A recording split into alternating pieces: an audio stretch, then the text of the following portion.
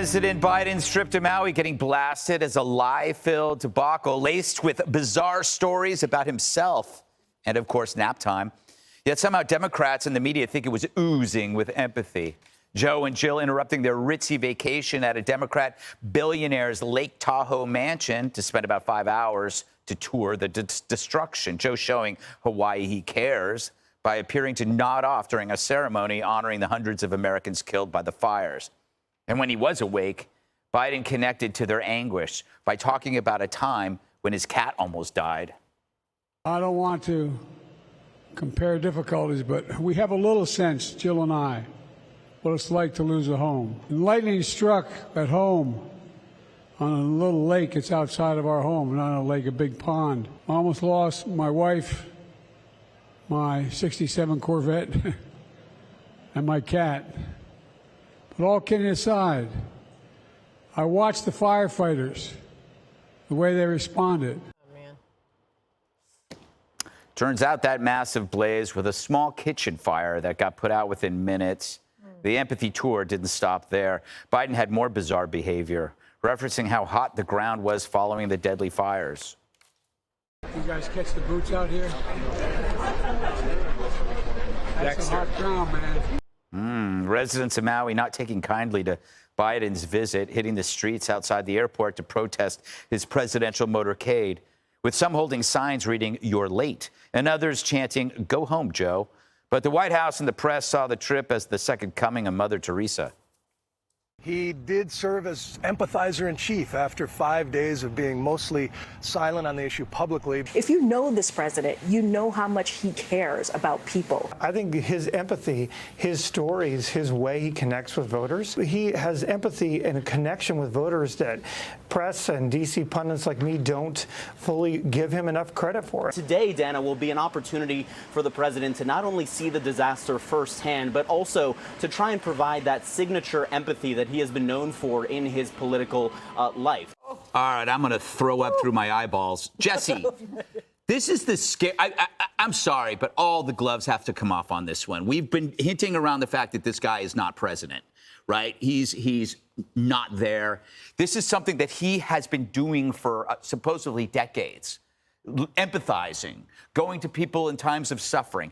He can't even do that anymore. So if he can't do this, that's, to me, the big question. If he can't do that, can we even begin to believe that he's running the country? No, he's not running the country. He can't show basic human emotion during a time when hundreds of children are missing.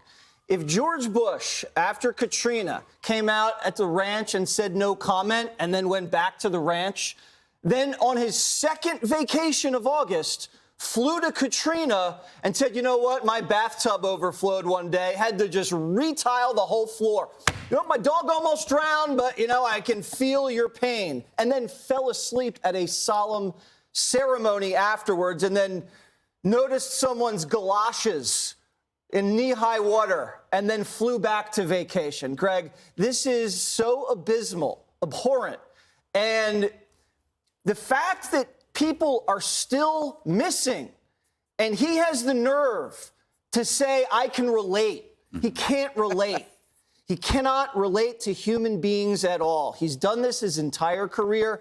It's not empathy when you make up a lie in order to feel like you're a part of someone else's misery. He does this with his son. He does this at other hurricanes and floods and wildfires. He's a plagiarist. And when you do that, what you're basically saying is you are so insecure that you don't feel like you're good enough or able to connect with other people on a deep human level, that you have to then make up something in order to insert yourself into their suffering. And that is how you bond. You're bonding through a lie. And he did this when he plagiarized. He did this when he makes stuff up out of thin air. This is a different moment. I feel like the rest of the country, even the media, is starting to wake up a little bit here. And they're seeing how crass and callous and cold and calculating, politically calculating this man is. To phone it in on a time like this, something's changed. And I don't think he might be able to come back from this. You know, Jessica, I'm going to take your side for once because I feel bad about this. I don't think this is his fault. I think he shouldn't be out there. I think that they, you know, obviously they can't send Kamala out there because she's embarrassing. So they're stuck wheeling him out there and he doesn't know where the hell he is. This is really on the administration. I mean, you cannot defend that performance, can you? Jessica Tarloff, if that's your real name? I think it is. Who would pick that name anyway? I don't think that he should have obviously used that example. And you could have just easily said, I've seen the awesome work that firefighters do all over the country. This is a great travesty, et cetera. So I think that that was misguided. I can't buy into the idea that Joe Biden has been conning the American public for 5 decades in terms of... The media has. No, but people listen to him. He's been on debate stages. He's gotten elected and reelected and reelected and reelected. And people really like him. That's why they supported him. That's why he won in 2020, because he was someone who was connecting with people. He was the guy talking to the little kid with a stutter, right, about how he grew up and how he got past that and went on to be running for president and then eventually won. So I'll give you that that was a bad comparison. But there have been so many craven lies told about the timeline of the response on this. Jesse just said his first comments were no comment, which is categorically untrue. So that was on August 13th.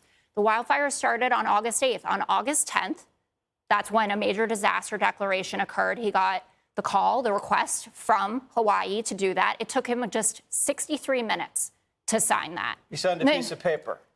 I'm talking about significant public comments. Just wait for it. And then later that day, he was in Utah talking about something else, and he opened up by commenting on what was going on in Hawaii and how devastating it was. Listen to what the governor of Hawaii, Josh Green, said. Within 6 hours, the administration met our needs with federal movement. I don't think that's ever happened before.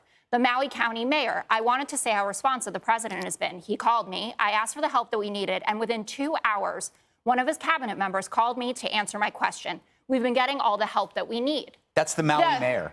Just pointing that out. Right, and you don't think at a time when there are hundreds of people dead and there's another 1,000 people that are missing, that the Maui mayor wouldn't have said, Joe Biden is lying to you when he says that they care. Oh, you got to be nice. You got to be nice. You have to be nice because you're hoping for something. You're hoping for all the things that he got. The FEMA aid came in. I saw Republicans criticizing him. Why do you only give them $700? That's the FEMA limit. This thing about the ground, the hot ground, he was talking to a dog whose paws are on the ground. It's not like he's saying to people... what a guy talking about talking so to a dog. Are you around. Kidding me? This Are is you a kidding? guy who goes to an inferno where 1,000 people and children are missing because they cannot get any idea. They have been so destroyed. There's no odontology reports. There's no fingerprints. There's no body frames. There's nothing. That's why they can't identify everyone. And he talks to a dog, and he talks about the fact that he almost lost a cat. Are you kidding me? He almost lost a cat. Jill and I know what it's like to lose. This guy has been lying from the moment he came on the political scene. He has a lack of empathy. He is egocentric. He's got a condescending smirk whenever anybody asks him a question from the press. He's lying and he's narcissistic. And you know what? He's not trying to make it feel like he's part of their misery. He's a narcissist and an egomaniac who's trying to make it about himself. And you know what? I'll bet he got more than $700 when he had that so-called fire in his house. And on the same day that Biden offered the $700 checks, he gave Ukraine $200 million to Kyiv. So what? Let me finish. So what? What about the people in Hawaii who are saying, we're Americans, aren't we? Why aren't we getting that kind of money? The people in Kyiv have already gotten in Ukraine $113 billion. $700, they don't have food, clothing, shelter, a home, and they're missing their family. Don't tell me $700 is enough. And when he says no, Karine Jean-Pierre doesn't know what the hell she's talking about. She says Joe Biden cares about people. Karine, explain why he said when they asked about the rising death toll, he said no comment.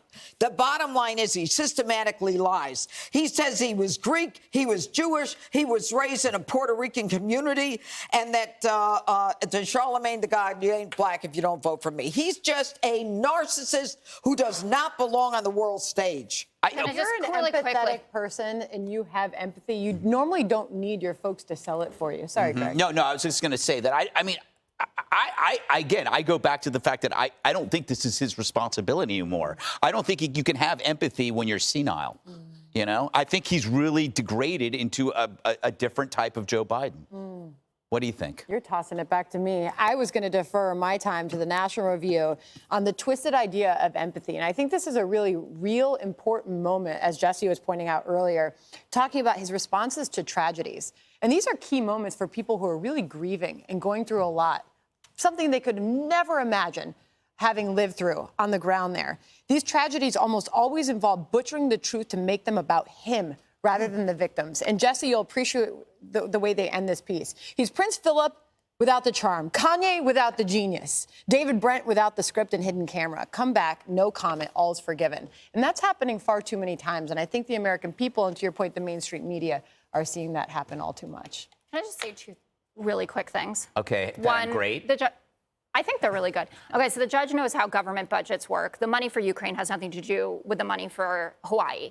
I also did not hear this kind of criticism of Donald Trump's characters when he threw paper towels at people in Puerto Rico, or comment about the IG report from the housing department that showed that $20 billion of aid was with. Whataboutism. We're talking about Joe Biden and the American people. No one else. No, you're talking about this person being uniquely unempathetic, incapable of connecting with people, and a liar. Well, look, Jessica, he is a liar. We know that. It's been documented for decades. He has lied about everything.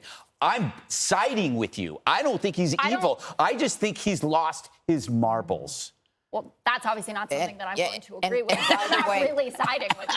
I know. Donald Trump went to every national disaster that happened in America, and that's a fact. All right, we got to move on. Coming up, get your 50th booster and wear 20 masks. Liberals are pushing COVID craziness again. Hey, Sean Hannity here. Hey, click here to subscribe to Fox News YouTube page and catch our hottest interviews and most compelling analysis. You will not get it anywhere else.